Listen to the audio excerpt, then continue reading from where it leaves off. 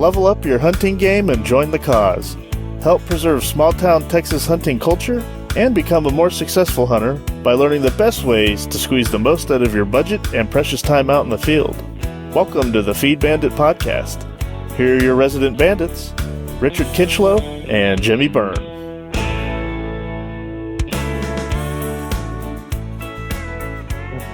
So now I look at it like, if I was a Longhorn fan, I don't know what I'd do with myself. I mean, it's like you have everything given to you and there for you, and you still can't make it work. Right. You know what'll be hilarious? If Beard ends up never winning, any kind of championship. Yeah. Yeah. No, you're exactly right.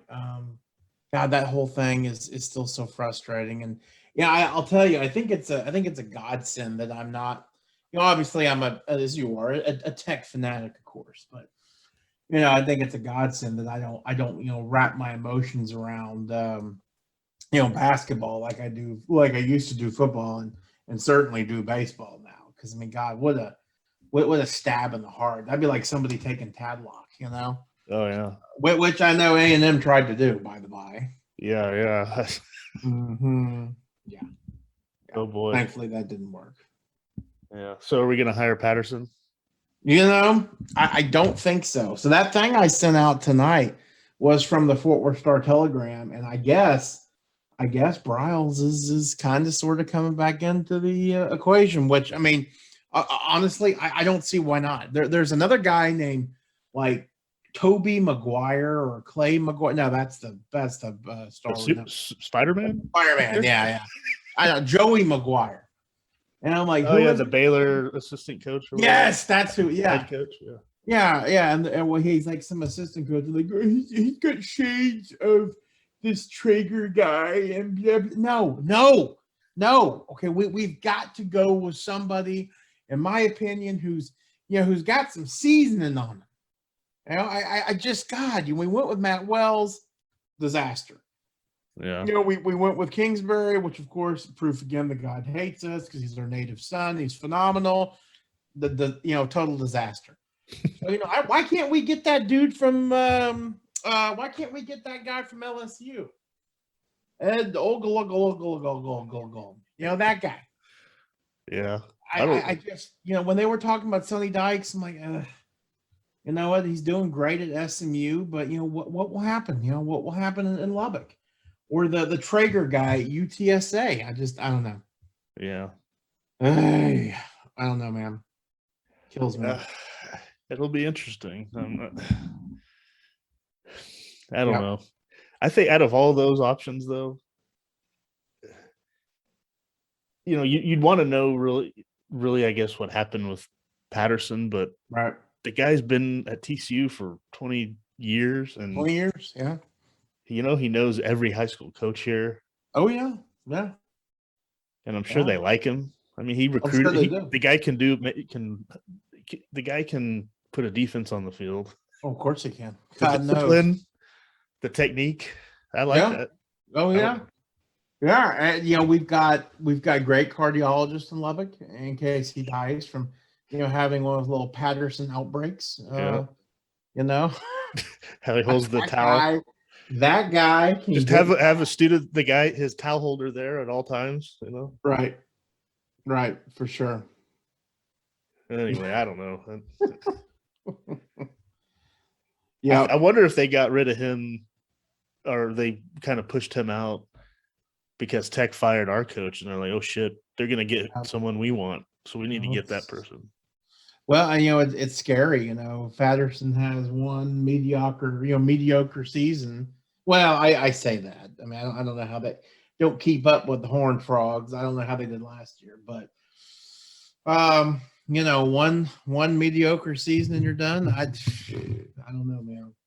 I don't know. Well, speaking of mediocrity and seasons, gosh, what a great way to segue into the Rancho Bandito Texas dove season. Yeah. Boy, let me tell you. So now, admittedly, I did not get to do as much hunting as my spoiled brat little ass likes to do, because I just love it. But with football and my girls' volleyball games and soccer and gymnastics and yogurt and yoga and Latin and French and all the other stuff that we do, it's just made it very, very difficult. But Well, yeah, the folks don't know that you're this big football coach. So yes, I am. The beginning of this podcast, they'll hear a little bit of discussion about college football, and so don't be bashful. Your name is in contention. Yes, it is.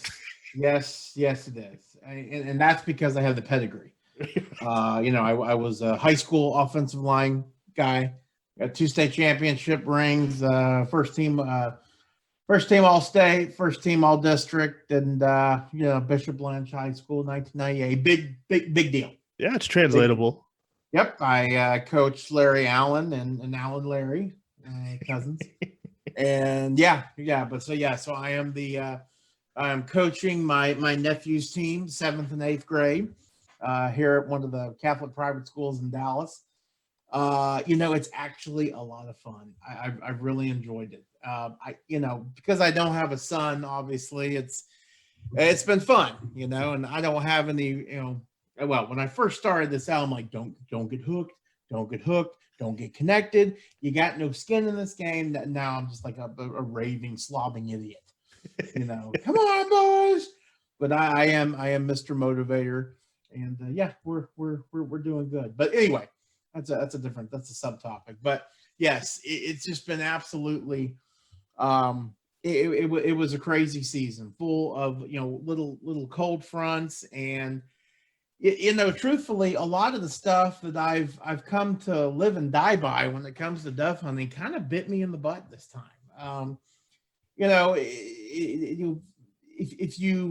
you're limited to dove hunting on the weekends, it is what it is, and the weather's going to be what it's going to be, and there's nothing you can do. So you either sit at home or you go out there and hunt. And I've always said that really the best hunting, in my opinion, is if you can catch the dove before a big cold front, then you're in great shape. If you can catch them when it's when the wind's not howling 3 trillion miles an hour, and there's no cloud cover and whatnot, especially hunting over water, you're going to be in fantastic shape. And boy, that just didn't happen. Several opportunities where I was a day or so in front of a front, and they just never showed up. And I was skunked. I mean, I was sitting over water. Yeah, and that's the thing, is that these cold fronts that I was able to catch, it would dump 2 inches of rain, but it's been so damn dry that it just soaked in. So there were no puddles. So man, I thought I'd be sitting in hog heaven. I thought I'd be loaded up with birds, and it just didn't happen. I did have some interesting. I had some minor success, and I've got a video I'm going to be sending in once I can get it done, but some minor success over a natural sunflower field that came up, would be just east of the area that we call the frac tank. And again, this is just I'd corner say field where the telephone pole in the middle? No, before that. Okay. The what we call the hidden field. It's got the hyphens, Oh yeah. It was full of sunflower, and it was good sunflower. Now it did come up a little bit late, but when it died, we got in there and shredded it, and of course it was called a 30-acre field, 20 acres, or maybe 25. It was, but. The problem was that we shredded it like we've normally kind of done. It looks like one of those, it looks like the top of an apple pie, okay? It's just got you do the crisscross pattern, and that's all and fine when you got 90 guys over a field, and in reality, we should have done, and I just didn't catch our guy before he cut it, should have just done a couple of strips up close near cover where we could have taken advantage of the shade, but it didn't happen. Packed going into October when those fronts really started coming in, we did have some decent bird numbers in there, but the one thing that I noticed very, very, very quickly is that those birds were isolated only to those little patches of sunflower where the ground didn't have a lot of litter and didn't have a lot of grass growing up. So that is something that I've always been aware of as a problem, because again, if you're a dove, you're the size of a golf head club, head cover, and you're pecking around for a seed that's the diameter of a needle. Very, very difficult to find. So if you've got a bunch of grass in there, it's going to be impossible for them to find. So that was something that of course I knew, I've known, but I caught it way too late. And, hindsight's, 32, 45, 66, I would have gone in there and applied some sort of herbicide to knock that grass back. I think it would have been lights out. I really do. Either that or done a fire. But the unfortunate part is we've got so much standing timber kind of around there that would have been tough to convince my dad to do a fire to burn out that understory. But again, as you were saying, I think before we hit the record button, I did shoot a limit. I had a couple of times where I shot 4 or 5, and let's face it, a lot of dove hunters in Texas and everywhere else, they'll be lucky to shoot 1 or 2. So again, I'm just being spoiled. This is what I do. This is what I do. So, well, that's all right. I mean, if you didn't have that attitude, we wouldn't be here right now. Absolutely. Yep. Yep. We did. I will also share, without going into too much detail, but we did. The boys at Feed Bandit are working on a little something to be used for dove hunting. We'll just keep it at that. But I know you've seen it. I've sent you a picture of it. But I did many field tests with it, and it was everything that I hope it would be. So. Not making any promises that this thing will be mass produced, but it sure looks like it's possible.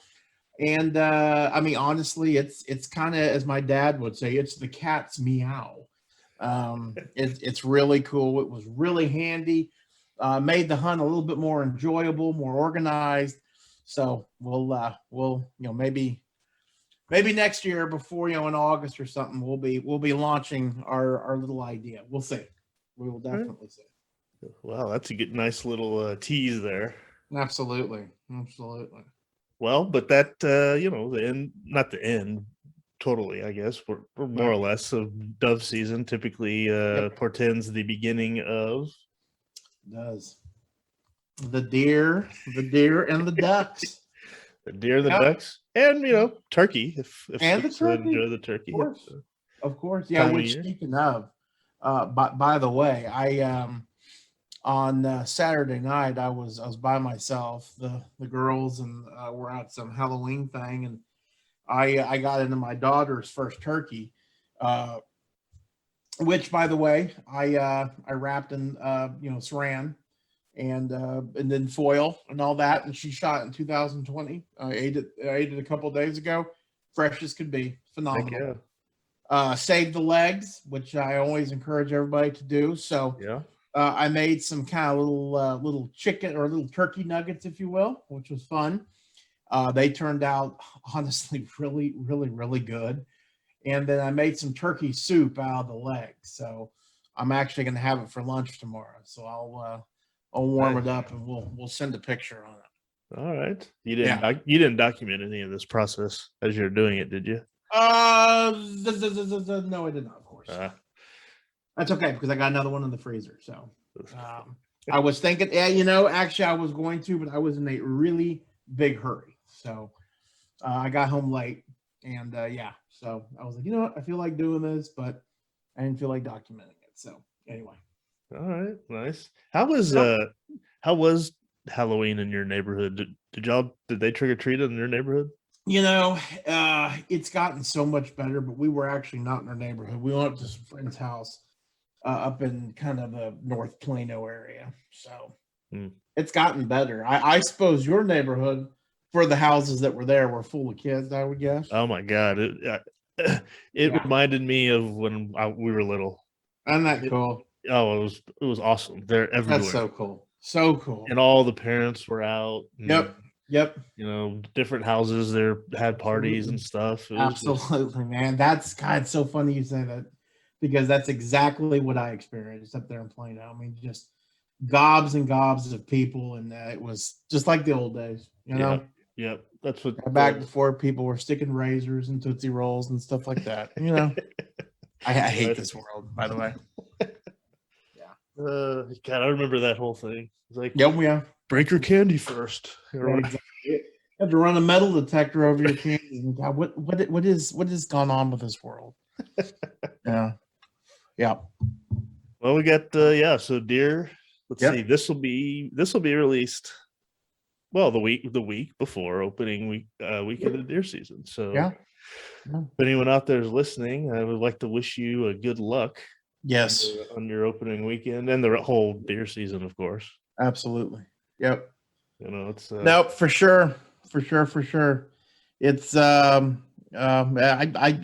be interesting to see how the season's going. It was a little drier than a lot of people like. And the one thing I'm interested to see is the acorn crop. A lot of the acorns kind of came out early.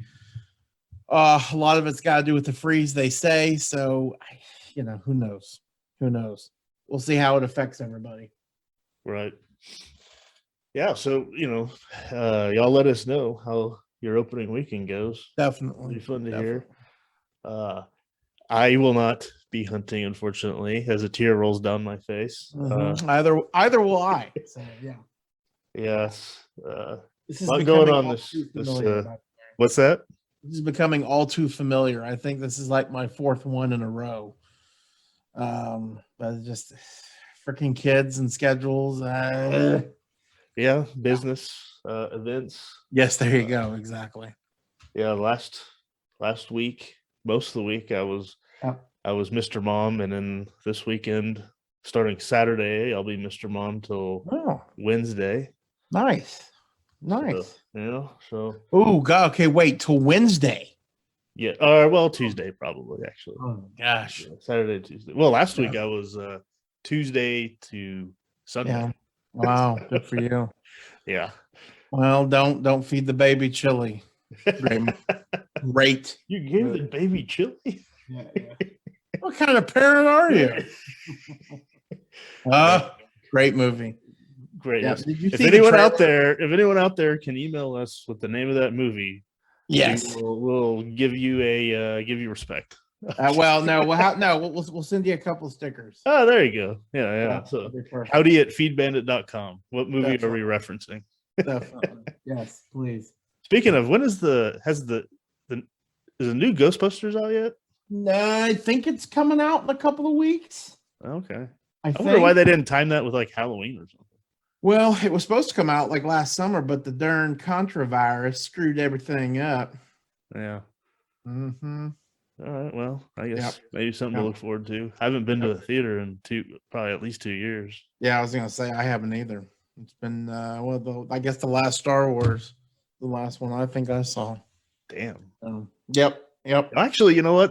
That's the last one I went to too. I figured so. Love it. It was a disappointment. We won't go there. Yeah, I mean, it's better than the second one or the second new one. Oh God, yeah. Oh Jesus Christ. I mean, there's the whole awful. Yeah, don't get me started. Yeah, Rogue One was great though. I enjoyed that one. Which I actually watched on Saturday. Nice. Oh, very nice. Heck yeah. Awesome. So we watched that, and then Jeb and I then went in and watched the first half of A New Hope. So sweet. Rolling right into the that can make a day go by, that's for sure. Yep. Yeah. But, all right. Well, sir, that's all I got for this one. I hopefully we'll have some reports. I mean, there are some folks hunting this weekend, but not me. So maybe we can get together next week and we'll talk about the results. Yeah, and maybe about just whatever we might read elsewhere. How Definitely did. Definitely. Things of that nature. Awesome. Works for me. So we have to live vicariously through all of the listener. Exactly. So Works for me, man. carry us. Yep. Even though we're supposed to be the hunting book podcast. Right. Yeah. Well, it's been that kind of a year, not needless to say. Yes, we're going to get better, though. We're going to get back to our old ways here this year, I hope. Right. Well, let's go, Brandon. Definitely. Yes, for sure. I love it. I bet your brother's loving all the attention. Oh, I know. Yeah. All right. Well, cool. We won't let the one listener out there just keep suffering. Stop. No, I'm just kidding. But no, we'll be back. Yep. And in greater numbers. Oh yeah, for sure. Like the sand people. That's right. Yes. We're easily startled, but we'll be back. Yes. All right. That's all I got. That make chill. Support your local feed store, folks. They need it. Yep. Have a good one.